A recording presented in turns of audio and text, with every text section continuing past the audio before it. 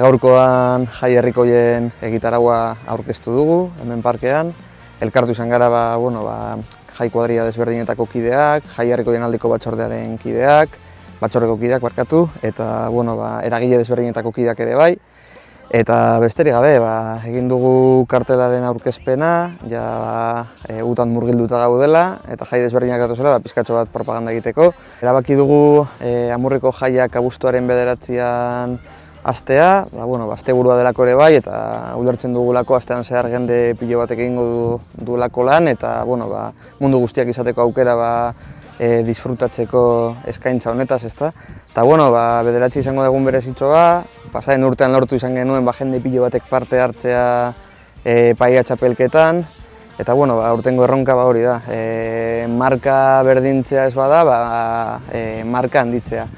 Gero gaualdera kontzertuak izango ditugu, eta besterik gabe. 12an berriz hartzen dugu martxa jaien txupinazoarekin, kontzertu ibiltari batzuekin herrian zehar bi irrem izango dugu, gero hurrengo egunetan ere bai, Batxosnagunean kontzertuak izango ditugu, herriko plazan ere bai, eta besterik gabe. Egitarau honen gauzarik esanguratsunan ikuste dela, jai kuadrillen artean, kide guztien artean erabaki izan dugula, bai udalak eskaintzen dituen ekintza horietan eta guk eskaintzen ditugun ekintza hauetan parte hartu behar dela lehiaketa irabazteko, ez dut azaldu, baina egongo da gurdietaz aparte lehiaketa bat, ginkana baten antzekoa, jai kuadrillak eta lehiatuko dituena haien artean.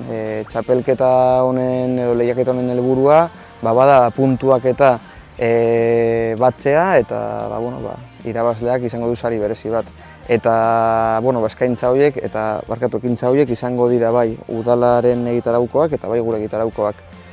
Eta besterik gabe, ulertzen dugula jai herrikoien egitaraua dela Amurrioko jai guztiak barne biltzen dituen egitarau bat, parekidea, parte hartzailea eta euskalduna. Eta aurten hori bilatu izan dugula, parte hartze handi batekin. Eta besterik gabe, animatzea herriko jende guztiari, bai heldu, gazte, atzoko gazte eta guztiei ekintza guztietan parte hartzen.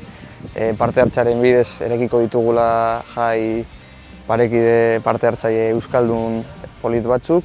Eta eskualdeko jendeare bai gonbidatzea eta Euskal Herriko leku desberdinetako jendeare bai gonbidatzea gure jai polit hauetan parte hartzen. Eskerrik asko.